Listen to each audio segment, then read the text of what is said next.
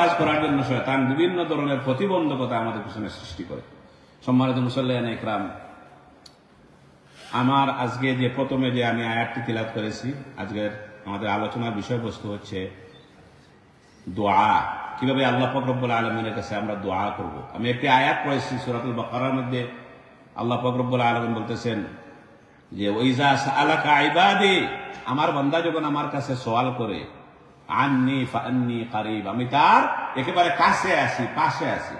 আরেকটি আয়াতে আমরা দেখতে পাই আল্লাহ বলতেছেন ওয়া নাহনু আকরাবু ইলাইহি মিন হাবলিল ওয়ারিদ, যে ও আমার বান্দা, আমি আল্লাহ তোমাদের যে গলার মধ্যে যে রোগ রয়েছে, অর্থাৎ যে মূল যে রোগ দিয়ে আমাদের শ্বাস প্রশ্বাসে যাওয়া করে, এই রোগের চেয়ে আরো কাছে।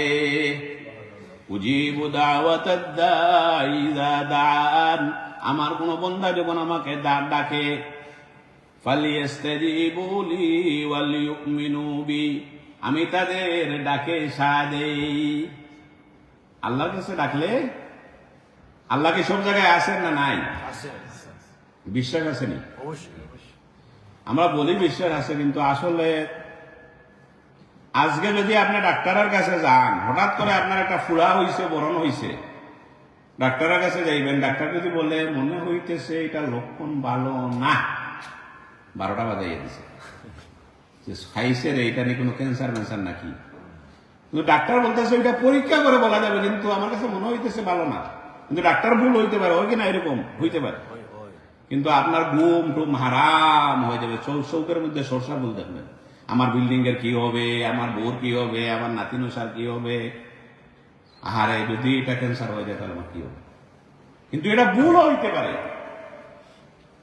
কিন্তু ডাক্তারের কথার মধ্যে আমরা এত বিশ্বাস করি যে ডাক্তার ভুল করে, প্রায় সময় ভুল করে, কিন্তু আল্লাহ পাক রব্বুল আলামিন আল্লাহর নবী কি ভুল অসত্য কথা বলেন? তো তাহলে যদি আমরা ডাক্তারের কথার পরে এত বিশ্বাস করতে পারি, এই ঈমান, এই বিশ্বাস নিয়ে যদি আল্লাহ এবং আল্লাহর রাসূলের কথা শুনতাম, তাহলে আমরা অনায়াসে আমরা জান্নাতে চলে যেতে পারতাম। আমরা মুখ দিয়ে বলে বিশ্বাস করি, কিন্তু কাজ উল্টাটা করি। এজন্য আমরা কি করব?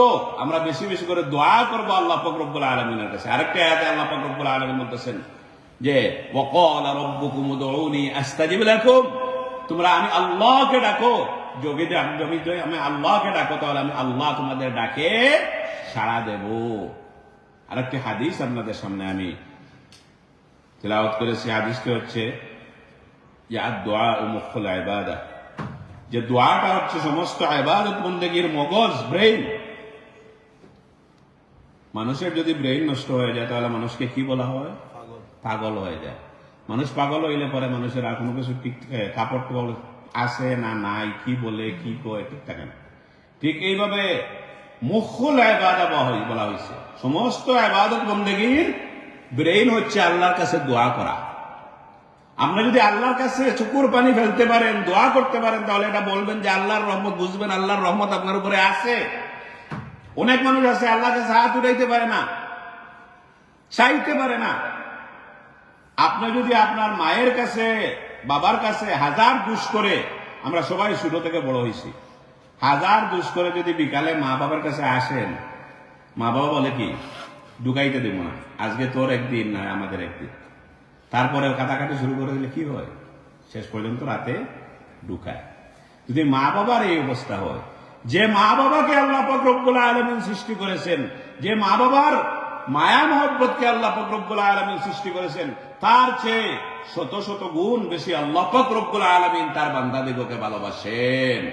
এই বান্দা হাজার গুনাহ করেও যদি আল্লাহ পাক রব্বুল আলামিনের কাছে ফিরে আসে, চোখের পানি ছেড়ে দেয়, তাহলে আল্লাহ পাক রব্বুল আলামিন ক্ষমা করে বলেন, ও আমার বান্দা, তুমি ভুল করে ফেলছো, তুমি আমার কাছে ক্ষমা চেয়েছো, আমার কাছে তওবা করেছো, তোমার সমস্ত গুনাহকে, পাপকে আমি ক্ষমা করে দিলাম। শুধু তা না, আল্লাহ বলতেছেন ফাউলাইকা ইউবাদদিলুল্লাহু সাইয়্যাতিহিম হাসানাত, তওবার মতো তওবা যদি করতে পারেন, যত পরিমাণ গুনাহ আপনি করেছেন, এই গুনাহ মাফ করে দিয়ে আল্লাহ পাক রব্বুল আলামিন সেই পরিমাণে নেকি আপনার আমলনামায় দিয়ে দিবেন।